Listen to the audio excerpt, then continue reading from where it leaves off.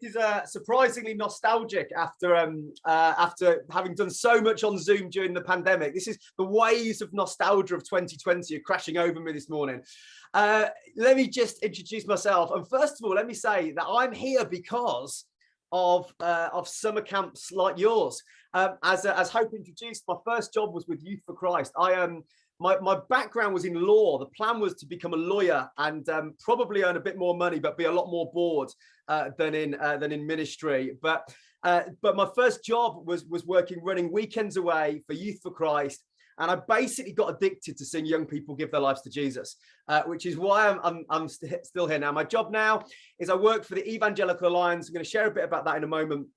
But my job is I'm a missiologist at my core. I want to see how people come to know Jesus across the UK and help the church maximize those pathways. And I do know that residentials is a real key way. When we look at where people make decisions to follow Jesus, the summer camps that you do really do make a difference. As Hope mentioned, I'm an author, so if I may just kind of plug a couple of books to you. This book, Story Bearer, came out the worst possible week in history to launch a book 3 years ago when all the bookshops closed, but my wife tells me it's done surprisingly well. The reason I wrote this book is that all of us can be more effective at sharing our faith with those around us. The way most people come to faith in the UK at the moment is through a friend, a neighbour, colleague, or a family member. And so I wrote this book to equip all of us to be able to share our story with those around us, whatever our context is. A bit more on stories later, but would love to share that with you. And the second one only came out 2 weeks ago. It's called The Best of Friends.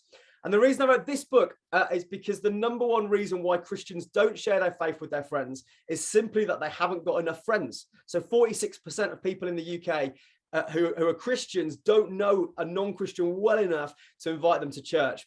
But what's been amazing as I've written this book is I've fallen in love with friendship and found that how core it is to discipleship, to evangelism, to leaders, and to the church. And not only that, but the world wants to know about friendship. So they're so desperate to hear about friendship, our secular society, they'll even have an evangelical Christian talk about it. And so tomorrow morning, I'd value your prayers. I'm going on BBC One to talk about friendship and get the opportunity to talk about Jesus to a very secular national audience. So I'm really excited about that. Please pray for that. But finally, before we dive into the content this morning, I'd love to just enthuse you about the Evangelical Alliance. I worked for Youth for Christ for 13 years, and in 2018 joined the EA. And I don't know how much you know of the Evangelical Alliance, but I want to invite you this morning, if you're not already a personal member of the EA, to join us. Let me tell you why that matters and how you can do that. Well, first of all, you know, what's an evangelical? Well, an evangelical is a person of the good news. We are good news people in a bad news world. We believe in the Bible. We believe in Jesus. We believe in conversion. The most important decision anyone can ever make is to choose to follow Jesus or not. But also we believe in activism. We want to see the world become more like the kingdom. And as the EA, we're an alliance of evangelicals. So we're tens of thousands of individuals, thousands of churches, hundreds of organizations. And we've existed since 1846 to do two really simple things. First of all, we want to see every single person in the UK come to know Jesus, their Lord and Savior. So we equip and inspire the church to be able to do that. But secondly, we speak up at the highest levels of government on issues that really matter to Christians. A minute ago, someone prayed and thanked God for the freedom to be able to do that. One of our key roles at the moment is to fight for those freedoms. Why? Because it shouldn't be a hate crime to declare that Jesus is the way, the truth, and the life. And so one quick example of that, there was a bill going through Parliament a few years ago that would have enabled Ofsted to come into every Sunday school, youth group, and Falcon and Venture Camp and essentially vet what was being said. We thought that sounded more like North Korea or Saudi Arabia than the UK, so we spoke up on behalf of evangelicals. And I'm delighted to say, as a result of that intervention and the strength of our membership, that bill's been kicked into touch for the time being. Isn't that good news? But the strength of our voice depends on the strength of our membership. And so if you're able to join us today, it would make a real difference in terms of strengthening that, because when the government asks us, how many members do you have? We need to give an answer. And so if you join us, if you're part of a couple, you can tick the box on the online form that says couple. We get to speak on behalf of both of you. Costs just £3 a month. If you're able to join us, I will, as a little thank you, I'll send you one of those books. You can request which one for free, or if you're not ready to join us and you'd like a book, drop me an email. The email's in my name down below, and I'll send you either of those or both of those for £5 each. RRP 10.99. I like you. I'm very grateful for what you do. So please get in touch about that. I'd love to pray, and just my hope this morning is that we leave with a real deep sense of encouragement of what God is doing. And so just invite you in your heart, where you are today, just to pray and invite God to speak to you this morning.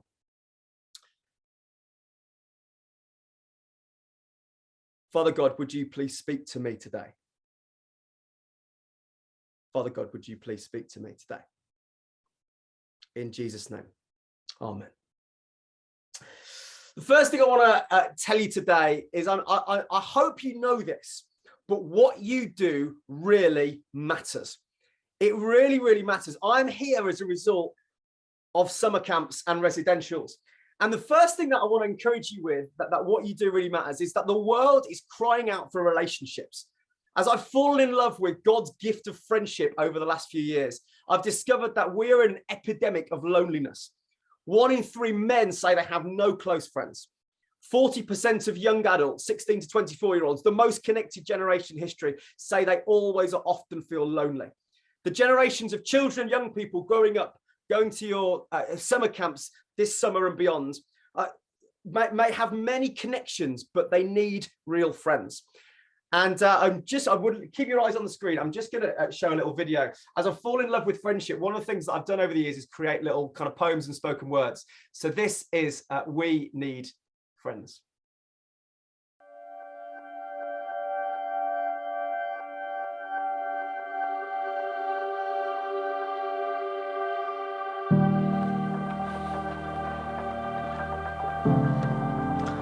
We need friends. We got music and movies on demand. We got the world in the palm of our hand. We got fun trips, internships, play scripts and hair snips, film clips, fish and chips at the touch of our thumb tips. Need to lead or breed or feed your cat? Well, it turns out there's an app for that. But we need friends. We've got computers for a fiver, cars without a driver. We've got louder, further, faster, more, a bigger network than ever before. But we need friends.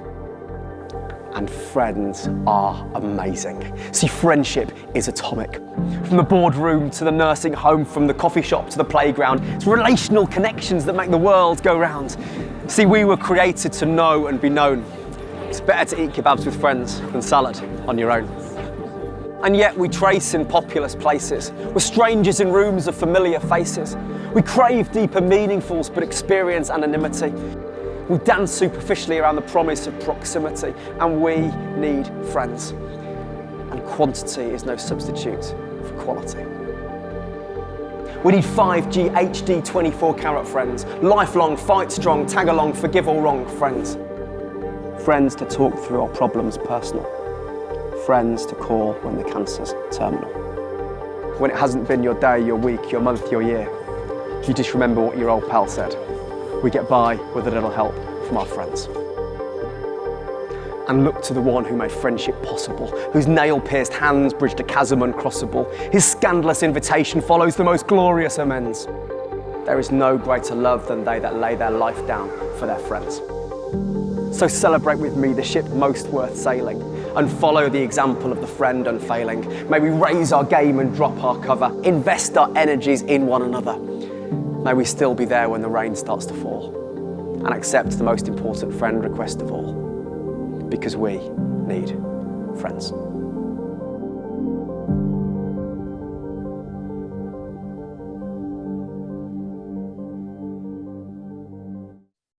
And one of the key things that you do is that you are the great connectors.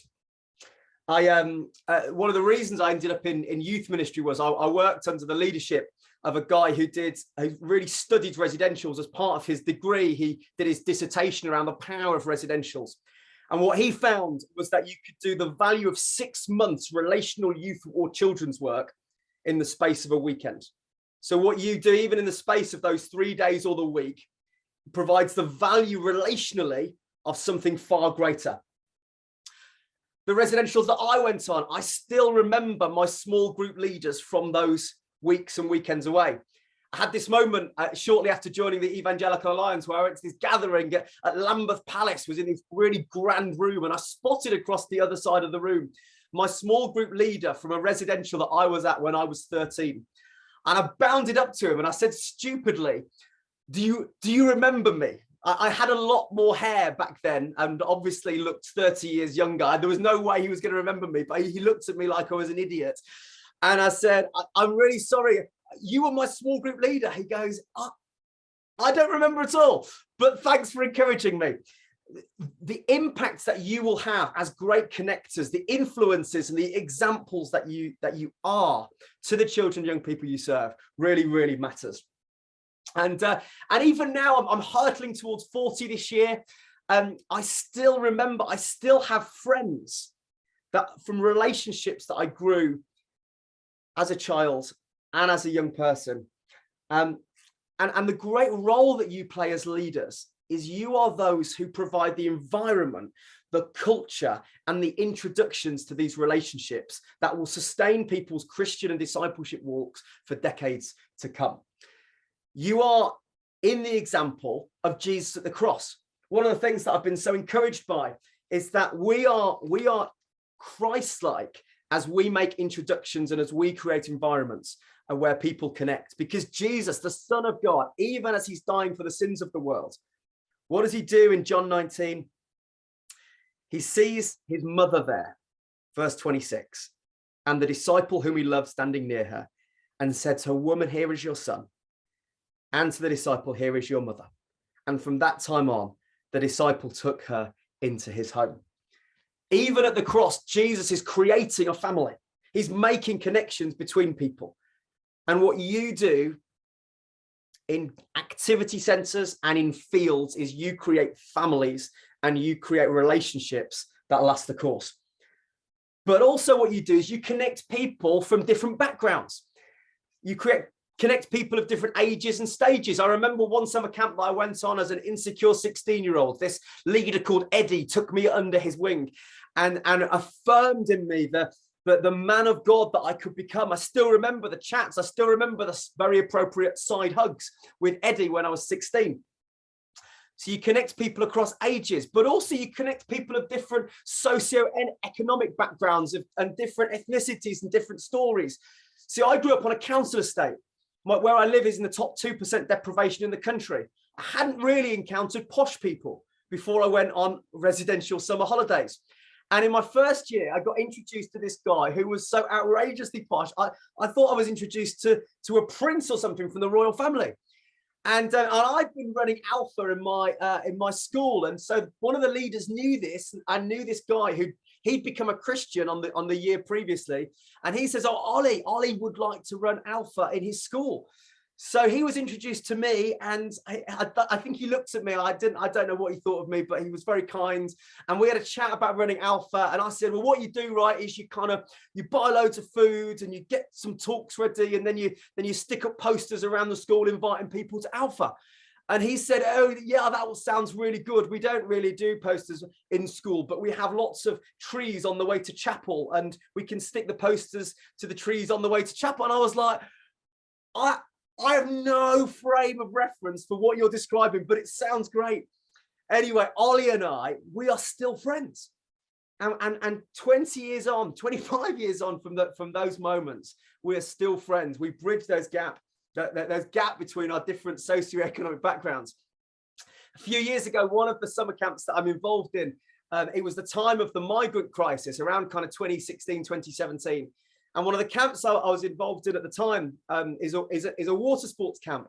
It's great, isn't it? What we get to do, having fun all day, water skiing, sailing and stuff, spending time on a boat. I absolutely loved that, Liz. That was glorious. What we get to do all day, having fun, and then telling kids about Jesus in the evening. I pinch myself sometimes being involved in what we get to be involved in. But I'm involved in this camp in the summer, and at the same time as in Youth for Christ, we were helping loads of youth groups who were trying to help engage lots of migrants who come over from places like Iran and Kurdistan as part of the kind of migrant crisis in 2016. And I was on the phone to a vicar who was really trying to help start a youth group with lots of young people who'd come over as part of the kind of refugee program. And of course, these guys had no money. And so this vicar spoke to me and said, "The next thing we'd like to do with these young people is take them away on a holiday. Do you know anywhere?" So I made a phone call to the trustees of this water sports camp and said, here's the situation. We've got loads of refugees. They've got loads of money. Can we do something to help these refugees? And they made one phone call and people gave really generously. And we were able to give 12 free spaces away to these refugees. Well, it was amazing because you've got in this field in the middle of Buckinghamshire, these refugees who've never seen anything quite like it. And these quite, to be honest, entitled young people who are kind of decorated in Jack Wills and Hollister. And there was this kind of culture clash of these two worlds. And to start with, it was kind of games of volleyball on other sides of the net to each other. But throughout the week, as the magic of relationship, as the magic of God-given friendship began to work, by the end of the week at the disco on the last night, these young people were partying together and we were listening to the finest party anthems from the UK alongside Persia's greatest anthems as well. But also, as these young people told their story, the misconceptions of what some of the more middle-class young people felt about refugees completely changed. Some of those young people from Iran gave their lives to Jesus at that camp. And there was a meshing and a merging of friendships that I believe still lasts to this day. And that is the beauty of what you do. You are the great connector. And like Jesus on the cross, you connect, you build families and you build cultures. What you do really matters. And thank you. But we are not just those who build relationship. We are not sanctified humanists. We are good news people in a bad news world. And my word, the young people growing up who will come to your camps, as John beautifully articulated earlier, need hope in their lives. They need good news in a bad news world. I don't know about anybody else, but as I flick through my news feeds at the moment, it's probably the worst news of my lifetime. Right, we've lurched from a global pandemic into a cost of living crisis, into the threat of World War III, the death of a monarch, political turmoil. This is the context. These are the cultural waters in which young people are swimming, and they've never been more informed than ever as well. Even children will be connected. They will be aware of the world in which they're growing up in. And we hold in our hearts and our hands the most contagious message of hope the world has ever known. And I want to urge us today to be good news people, people who share the story of Jesus to a world that so desperately needs it. And the challenge is that hope is only ever good. It's so beautiful, John, that you shared on hope earlier. And those verses in Romans are a real favorite of mine. But hope is only ever good if it's in the right place. And there's been loads of talk of hope, hasn't there, recently, as we've come out of a pandemic. Hope is only ever good if it's in the right place. I'm going to show a second video clip. That's all right. So keep your eyes on the screen. Step up here on this chair and close your eyes. All right, and then everybody fill in, and we're going to ask you to fall, and then they will catch you. So you have to trust us. So I'm going to count to 3. Just relax and fall. Okay? 1, 2, 3. No! Hope is only ever any good if it's in the right direction. And I want us to be really clear this morning as Christians. Our deepest hope is not in world peace. Our deepest hope, sorry, John, is not in Scotland winning the Six Nations or England winning a World Cup or Liverpool winning the league. Our deepest hope as Christians is not in a new government or in a successful new king. Our deepest hope is not in economic recovery. Our deepest hope as Christians this morning has a name, and his name is Jesus. And we are those people who bear that hope, because that is the only direction that the young people and children that we serve can put their hope in. There is nowhere else to go. As Peter comes to Jesus Jesus goes to his disciples and says, as people are leaving him, are you going to leave me too? And Peter has this moment where he says, Lord, where else can we go? You have the words of eternal life. There is nowhere else to go. And so my urge to you this morning is put Jesus front and center of your camps. Thank you for the stories you've told today about how you're doing that already. Sue, I loved the way you did the storytelling of the resurrection. Yemi, thank you for providing a decision moment for that. Liz, keep giving those young people and children Bibles. It really makes a difference, because one of the challenges, especially around the Bible issue, to many of the children, young people who will come on our camps this summer, Jesus' swear word, Noah's Ark's a myth. This is the most biblically illiterate generation for decades. I witnessed this a few summers ago on the summer camp that I'm involved in, where in the small group after the talk, I think I was probably given the talk. And then in the small group, my wife is running a small group with a load of girls. And she says to the girls, what did you think of the talk? And these girls go, yeah, it was all right. It was all right. That balding guy was all right. But what was that book he was holding? And Danny thinks they're having a laugh. She says, well, that was the Bible. And this girl says, what's the Bible? And Danny really thinks they're having a laugh at this point. And she says, well, are you honestly telling me you don't know what a Bible is? And they're like, yeah, what is it? She says, well, it's a book about God. And then this girl who sat next to this girl who's just asked the question says, there's a book about God. And then the other girl says this. She says, if God's got a book about him, maybe he might be real. And over the course of that week, those girls went on a real journey from understanding there was a book about God, but to understanding that the God of the book loves them. And there was a real moment halfway through that week where we talked about the cross and the resurrection of Jesus Christ. And genuinely, when they heard he died, they didn't know what happened next.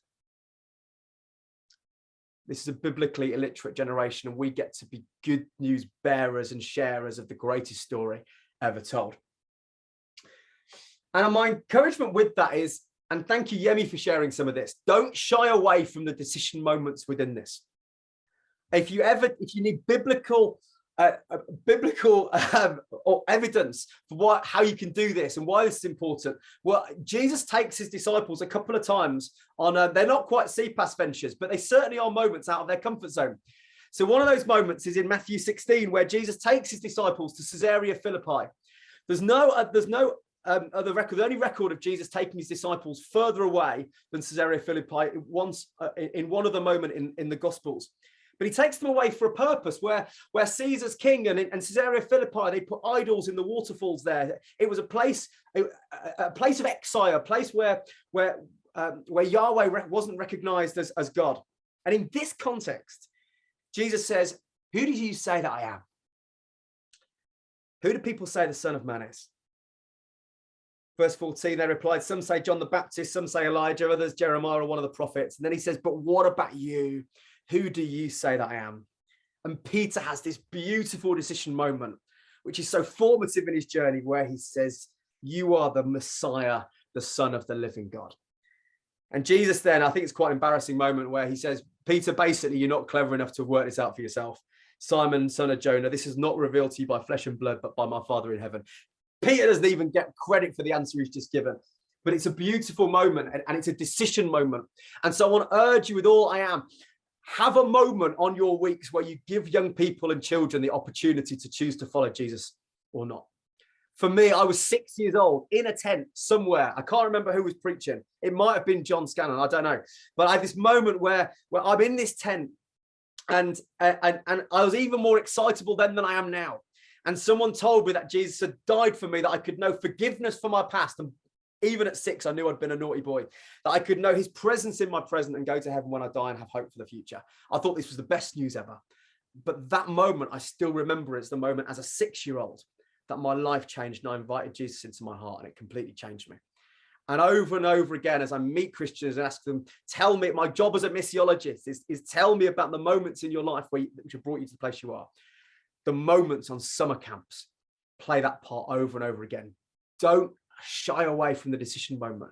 I know as an evangelist that's awkward. I know sometimes no one responds. Every Sunday I preach in a different church and almost always give often small congregations of Christians. I know sometimes that it's highly unlikely someone will respond. I put myself out there, but over and over again, people do respond. But I know the awkwardness of that. But don't shy away from that moment. It really makes a difference. And also, there's something about what we do around equipping our teams to share Jesus as well. I know from the context of this call, many of us are leaders. We don't bear the sole responsibility for evangelism. I guess what we do is we carry that culture and we seek to bring that culture into our Falcon and Venture camps. But I want to encourage you to be equippers and inspirers of good news and Jesus sharers as well. J. John the Evangelist recently did some research that's asked 1,000 church leaders how many had kind of equipped and inspired, tried to do some stuff to inspire their church members to share their faith with their friends. Bear in mind that we know that friendship is one of the key vehicles through which people come to faith. Out of those 1,000 churches, how many do you reckon had done any intentional training? I can almost guarantee, tragically, it's less than what you're thinking. 36 out of those 1,000 had done any training around helping people share their faith with their friends. That's why I'm so passionate about what I do. But I want to urge you today with your teams, try and equip and inspire every single team member, whatever they're doing, whether they're leading a tent or leading the sports or whatever they're doing, to be able to at least share their story of what God has done. 1 Peter 3:15 says, always be prepared to give an answer to anyone who asks you to give a reason for the hope that you have. If a child or young person came up to one of your team members, would they be able to share their story about what God has done in their life and help that person make the next step on their journey of faith? I want to urge you as leaders to equip and inspire that culture, but also to inspire a confidence in the gospel that Jesus doesn't somehow make our life a little bit better, that Jesus changes everything.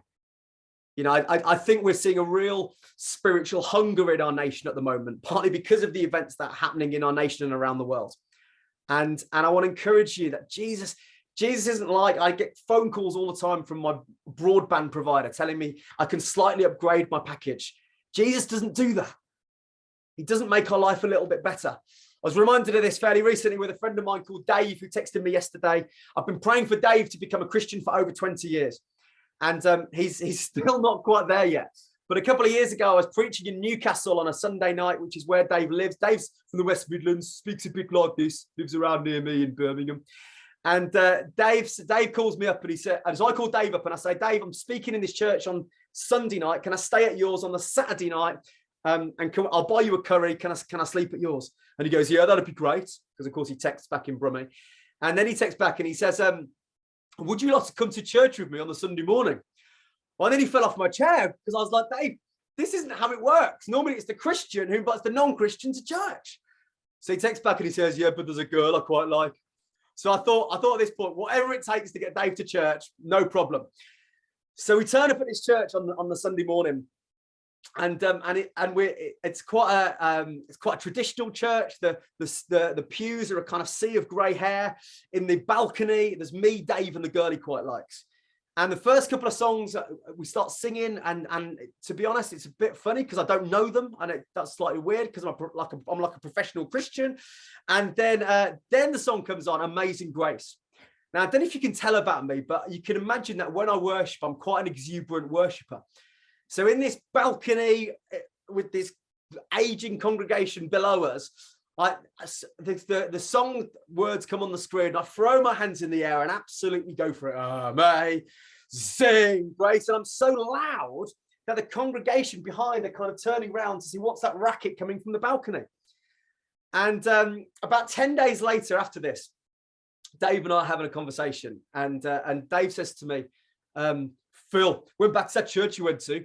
He says, they're still talking about your singing. And I was like, yes, get in there. There was a moment of very false pride that rose up inside my heart, which I've repented of. But I decided in my kind of exasperation to kind of having years of trying to communicate Jesus to Dave. And you earn the right to be able to come up with something cheesy like this over time with a friend. But I said, Dave, can I tell you why I sang like that? He said, go on then. I said, Dave, the thing is, Amazing Grace, it encapsulates so much of why I think the Christian faith means such an incredible amount to me. You know, it really tells that once I was lost, but now I'm found. Once I was blind, but now I see. Once I was dead, but now I'm alive. Dave, do you get it? And in this moment, I'm hoping he might fall to his knees and say, what must I do to be saved? Instead, he says, not really. So I said, Dave, the thing is, it's Amazing Grace. I decided to rewrite the words of Amazing Grace, how you might sing it if it just made your life a little bit better. And it went a bit like this. Average grace, how bland's the sound, that slightly improved my life. I went to church and I liked the songs and now I have to be nice. I said, Dave, it's not average grace. It's Amazing Grace, how sweet the sounds that saved a wretch like me. I once was lost, but now I'm found, was blind, but now I see. Let's have confidence that the good news of Jesus is not just good advice, it really is the best news in the world. We might be the most hope-filled people those young people and children see this summer and beyond. But how do we do that? Well, I want to encourage us that we are people of stories. I'm delighted that stories have come up. It's like God speaking to all of us about this little moment this morning, isn't it? And I want to encourage you that stories are just incredibly powerful. So one of the things I explored when I wrote the Story Bearer book was the power of story. And your brain, when you hear a story, your brain does some pretty cool stuff. We are fearfully and wonderfully made. So when we hear a story, as I've just told you that story just now, your brain will have been doing that wonderful stuff.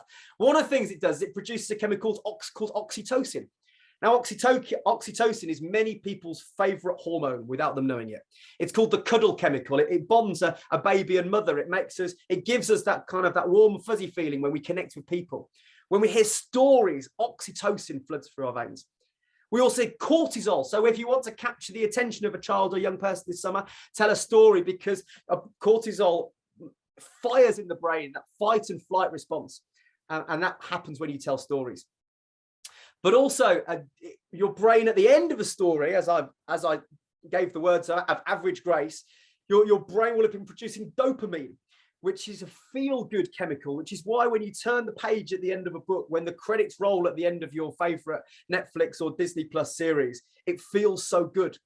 We are wired in ways to connect through stories. And we know that social media kind of shows that, doesn't it? Actually, social media doesn't just ask you to capture a moment in time. It asks you to tell your Facebook or your Instagram story.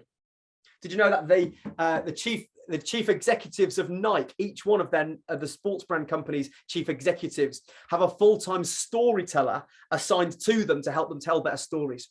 Stories are the media of the age through which we communicate. And what did Jesus do when he was trying to communicate the profound mysteries of the universe? He told stories. And so I want to encourage you to be people who tell stories. As I've written the Story Bearer book, one of the most wonderful stories I heard recently was of someone who read it, who was driving their son back from football practice. And one of the encouragements of the book is to be able to tell your own story and put language around that, and not just tell the moment of the story of when you became a Christian, but the story of what your life is like since and how Jesus makes a difference in your life. And to be able to tell that story, well, this dad is driving his son home from football practice, and they get onto faith, and then the encouragement in the book is to say now and again to someone who doesn't know Jesus yet, can I tell you my story? Well, his dad pulls over and says to his son, can I tell you my story? And the son says, that's amazing, Dad. I'd like a story like that. I'd like to become a Christian. And this dad leads his son to follow Jesus in this lay-by on the way home from football. Stories are really, really powerful. But the next thing that we learn to do as we tell stories is we learn to connect our story and the story of the gospel to the stories of those on our summer camps. So there's something that I love about Jesus where he adapts the story to the people he's trying to reach. John 5:19 says, Jesus says, I only do what I see the Father doing. So one thing I want to encourage us as we're great storytellers is not just to be people who tell great stories, but those who listen to the stories of the children and young people on our camps.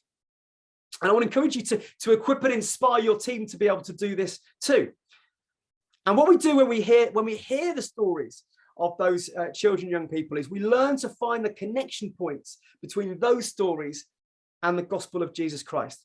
Let me give you a couple of examples of how that works in practice. My best mate, we journeyed through school together. Do you know what? I actually invited him quite a few times on Christian camps, and he always resisted. But eventually, I actually got him to come to a festival when we were 21, and that was a really key part of his story. But for my best mate Adam, growing up, he was someone who just is one of the most fun people to be around. And this desire for life and fun and exuberance led him to get into trouble quite a bit. So he drank quite a lot as a teenager and took drugs and got involved in girls and just was constantly after the next high. And so what I did was, far from an expert evangelist, I'm still far from an expert evangelist now, but one of the things I saw in him was this desire for life. So the connection point to the gospel for him, I found, was Jesus' promise in John 10:10, where he says, I've come that you might have life and have it in all its fullness. And that verse, that paradigm, was key for him in becoming a Christian when he was 21. And today, he now is 40, and he's still following Jesus today. But it was that connection point of me listening to his life to see what was the point of connection between him. Upstairs in my house, I live in a funny old house where the kitchen and living room are upstairs. But upstairs, just above me, is my wife, Danny. She also didn't grow up in a Christian family. And for her, her dad left the house and divorced her mum when she was 14. She grew up with a really poor understanding of fatherhood. And so interestingly, when she became a Christian for a miraculous series of events as a teenager, the thing that she really grappled with was not having a good understanding of what it was to have a dad. And so if you were an evangelist, or if you were one of her leaders on a camp, you might hear her story and talk about the gospel as being a father to the fatherless. You might tell the story of the prodigal son, where the father is waiting at the end of the road with raincoat and sandals, ready to welcome the prodigal home. That might be the connection point as you listened to the life of my wife. And then a really recent one, on Sunday night, I was preaching in a church in Sheffield, and I was preaching from Lamentations 3, which talks about the storms of life and the despair in life. And at the end of it, one of the stories I told is how my dad died when I was 21. And I had a choice to make in that moment of either saying, God, stuff you for letting this happen, or God, we really need you right now as a family. Anyway, after I'd finished preaching, I was just putting my iPad and Bible away, and this guy comes up to me with tears in his eyes, and he says, can I have a hug? And he was quite tall and I'm quite little, so I had to kind of really reach up and give him a hug. And but he said to me, you told me the story of when your dad dying when you were 21. He says, I'm 22. My dad died last year. And his faith was hanging by a thread. But the connection point for me in that moment was to use the words of Lamentations 3. Yet this I call to mind, and therefore I have hope. Because of the Lord's great love, we are not consumed, if his compassions never fail. They are new every morning. Great is your faithfulness. And this morning I'm praying for Tom, that he would know the comfort, and that will be the point of the gospel that connects with his story. So may you be story people. I'm convinced already by hearing those stories that you're already story people, but let's tell those stories of what God has done in our lives. Let's be people who listen to the stories, and listen to the stories, not just in the individual young people, but I urge you as you prepare for this summer to ask, what are the cultural stories in the lives of the children, young people? Talk to the youth workers, children's workers, parents that you know. If you have children of your own or part of a church family, ask what those stories are and say, what is the most appropriate? What is the gospel paradigm that most connects with this generation at this time? It's a really important question to ask.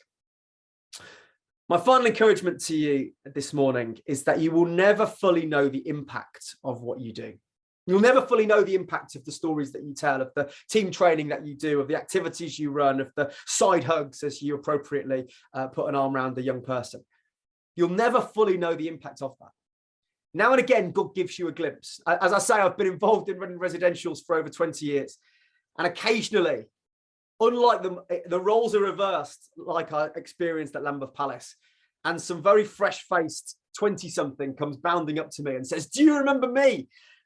And I really do have to search that memory bank. But this happened to me once. I was at a residential with my family. I was on just at the bottom of a water slide with my then toddler, and this guy comes up to me, and he did that thing where he said, do you remember me? And do you know what? I scanned my database in my brain, and I did better than that small group leader in Lambeth Palace.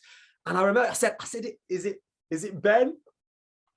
And he said, yeah. I was like, come on. I mean, I thought, Christian name, got if it's Ben or James or something, you'd be fine, aren't you? So I went for it, and he said, do you remember what happened? And 3 years previously at that camp, I'd been involved in leading the youth ministry.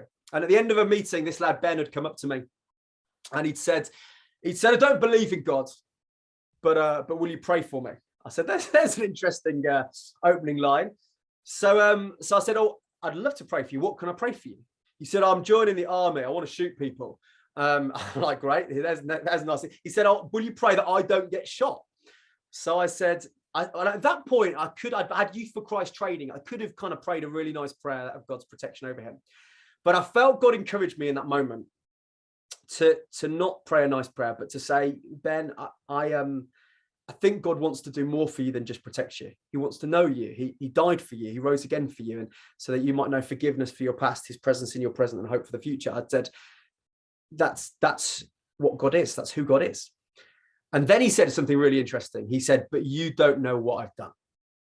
And suddenly we realized the issue isn't that he doesn't believe in God. He believes he's done something that would separate him from God forever. That was the listening moment in the story. So I felt prompted to go through with him the story of the prodigal son and talk about the depths at which the prodigal is in the pigsty. And yet he comes to his senses and goes home, and the welcome he receives when he comes home. So I told him that story. And then at the end of the story, he says, all right, I think I'm ready to give my life. Now, just a note on expectations. It doesn't normally work that well. But in this moment, God's Spirit was at work, and he chose to follow Jesus. And he prayed this beautiful sinner's prayer and surrenders his life to the King. But you never know what happens, do you? And I guess for many of us involved in summer camps and holidays, you don't know what happens next. You don't know what the discipleship journey looks like. And you have to entrust these young people and children to their youth workers, parents, churches on that discipleship journey. Well, Ben had still been following Jesus, and he comes up to me anymore. I've become a Navy chaplain, and I want to see people encounter Jesus. You will never know the impact often of what you do. And I've experienced this most recently through my mum. As we experienced today, the nostalgia of being on Zoom for these kind of things. For me, I had a terrible pandemic, full of discouragement, disappointment, and my mum, at the beginning of the pandemic, we found out that the cancer that she had was terminal. And so we spent those first few months of lockdown going to see her at the end of her driveway, socially distanced, as she physically deteriorated. And as she knew she was dying, my mum did something I would recommend all of us do if we know that we're going to meet Jesus soon. Is one afternoon she took her iPad and she recorded a message talking about the difference Jesus was making in her life in this moment. She talked about how the presence of God was giving her hope and comfort in this moment, but also the absolute assurance that she knew where she was going in a matter of weeks' time. And she demanded that this message be played at her funeral. She always wanted the last word, did my mum. And she got it because we had a Zoom funeral.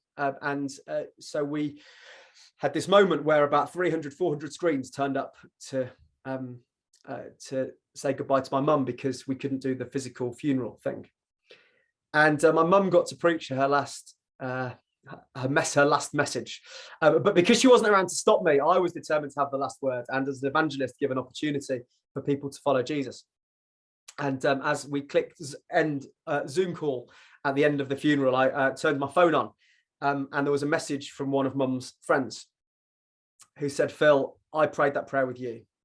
I believe Jesus died for me. And today, my encouragement to you is whatever seeds you're sowing in the lives of children and young people this summer, whatever relationships and cultures of family you're bringing together so that people might know friends, whatever moments you have to equip and inspire your team to share their story, to listen well to the stories of young people and children, you will never fully appreciate their impact. That's why Paul in 2 Corinthians 4 says, fix your eyes not on what is seen, but what is unseen. Since what is seen is temporary, but what's unseen is eternal. Thank you so much for all you do.